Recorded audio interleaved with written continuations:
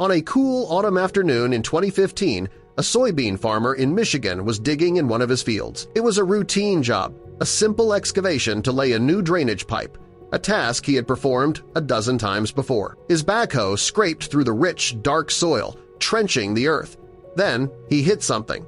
Not a rock, but something that made a strange, dull, scraping sound. He thought it was just an old, bent fence post, something his grandfather might have buried decades ago. But when he got out of his cab to pull the object from the mud, he was met with a sight so strange and so impossibly large that it sent a shiver down his spine. He was not holding a piece of farm debris.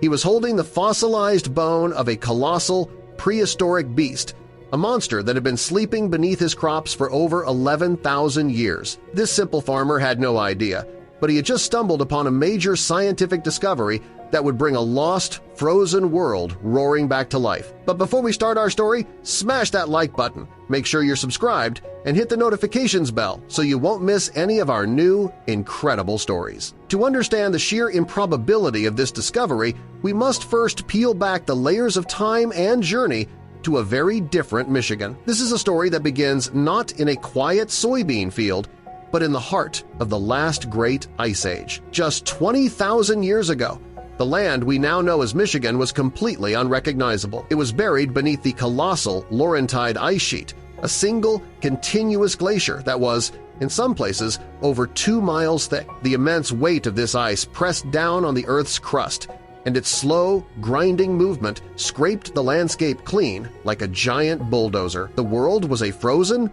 silent, and largely lifeless place. But then, around 15,000 years ago, the planet began to warm. The Great Melt began. As the Laurentide ice sheet slowly began its long retreat northward, it unleashed torrents of meltwater and reshaped the continent. The retreating glaciers acted as gigantic earth movers, carving out deep basins that would eventually fill with water to become the Great Lakes. They left behind a transformed landscape of rolling hills, rich soil, and countless small lakes and wetlands, and into this new, post-glacial world, a new kind of life began to emerge. As the ice disappeared, a lush ecosystem of spruce forests and grasslands took root, and with the plants came the animals, a collection of creatures so large and so strange they are now known as the Pleistocene megafauna. This was the Age of Giants. This was the world of the woolly mammoth and its slightly smaller cousin, the American mastodon. These colossal, shaggy-haired elephants, with their immense, curving tusks, roamed the landscape in great herds. There were giant beavers the size of black bears, ground sloths that stood over 10 feet tall, and fearsome predators like the saber-toothed cat and the short-faced bear, a predator larger than any grizzly bear alive today. For several thousand years, this was their world. A wild, primeval Michigan, teeming with colossal beasts. It was also into this world that the first humans arrived, Paleo-Indian hunters who had crossed the Bering Land Bridge from Asia. These early people were skilled hunters, and they lived alongside and hunted these giant creatures.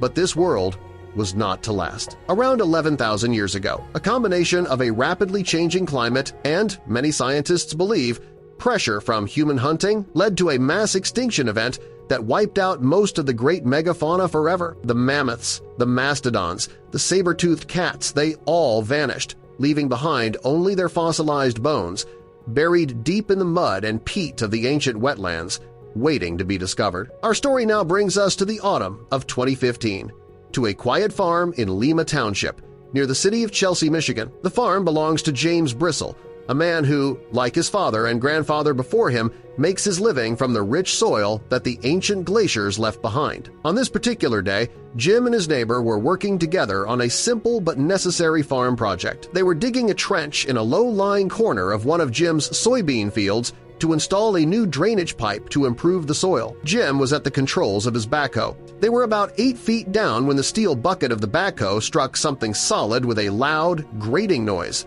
Jim stopped the machine. He figured he had hit one of the many large field stones that are common in the area, or perhaps a buried log. But as he tried to dig around it, he realized it was something different. It was long, and it had a strange, uniform shape. He told his neighbor he thought it might be an old, bent fence post, something that had been buried and forgotten decades ago. They decided to try and pull it out. They dug around the object by hand with shovels until they could get a lifting strap wrapped around it. They attached the strap to the backhoe's bucket, and Jim carefully, slowly, began to lift. The object resisted, held fast by the suction of the deep, thick mud. Then, with a great, sucking heave, it broke free. As Jim lifted the object out of the trench and swung it onto the nearby ground, the mud began to fall away from it. It was a long, brown, and strangely curved piece of what looked like wood, but as he got out of the cab and walked closer, he saw that it wasn't wood. The texture was wrong.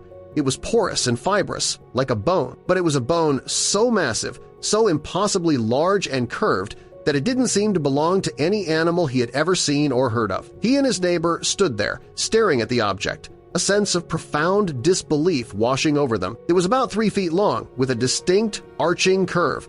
It was a rib, a single, colossal rib bone.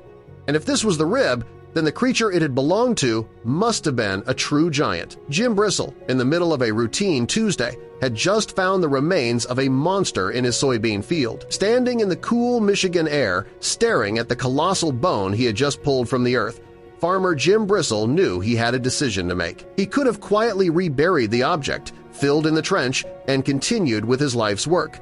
He chose the latter. He took a photo of the strange bone and sent it to a friend, who in turn sent it to the one place that might have an answer, the University of Michigan.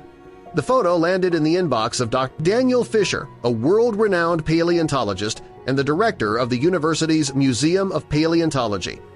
Dr. Fisher had seen many amateur fossil finds in his career, but this one was different. He knew from the size and shape of the bone in the photo that it was from a proboscidean, an elephant-like creature. He knew he had to see it for himself. When Dr. Fisher and his team arrived at the Bristle farm, they confirmed Jim's discovery was a major find, but they were immediately faced with a serious challenge.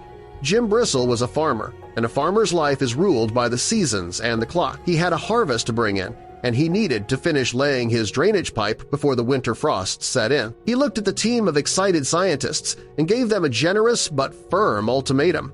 He would give them 1 day, a single day. From sunrise to sunset, they could have his field, his backhoe, and his help to excavate whatever was down there. But when the day was over, he had to get back to work. The scientists were faced with a frantic race against time. They had 24 hours to conduct an excavation that would normally take weeks. What followed was a remarkable scene of blitzkrieg paleontology. Dr. Fisher put out an urgent call, and a small army of graduate students and volunteers descended upon the farm. The one-day window meant there was no time for delicate brushes and tiny dental picks. This was a rescue mission. With Jim Bristle at the controls of his backhoe, they began to carefully remove the thick, heavy layers of clay and mud, working under the expert guidance of Dr. Fisher. As they dug, more and more of the creature began to emerge. They uncovered more ribs, vertebrae as large as dinner plates, and then the grand prize. The team unearthed a massive, nearly complete skull, and attached to it were 2 enormous, curving tusks. It was now clear what they were dealing with. This was not a mastodon. This was a woolly mammoth, a giant of the Ice Age. But as the day wore on and more of the skeleton was revealed, Dr. Fisher noticed a series of strange anomalies. The bones were not laid out in an anatomically correct, articulated skeleton. They were disarticulated, jumbled together in a way that suggested the animal had been taken apart. This was not an animal that had simply died of natural causes and been buried by time. And then came the most significant and horrifying discovery of all. As they cleaned the mud from the massive bones, Dr. Fisher found the undeniable proof.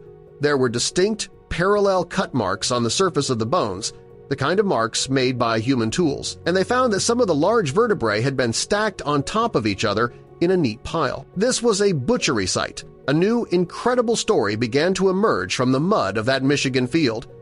Dr. Fisher, an expert in mammoth anatomy and ancient human behavior, was able to piece together the events of that day 11,700 years ago. He concluded that the bristle mammoth had been hunted and killed by some of the first humans to inhabit this land, the Paleo-Indian hunters.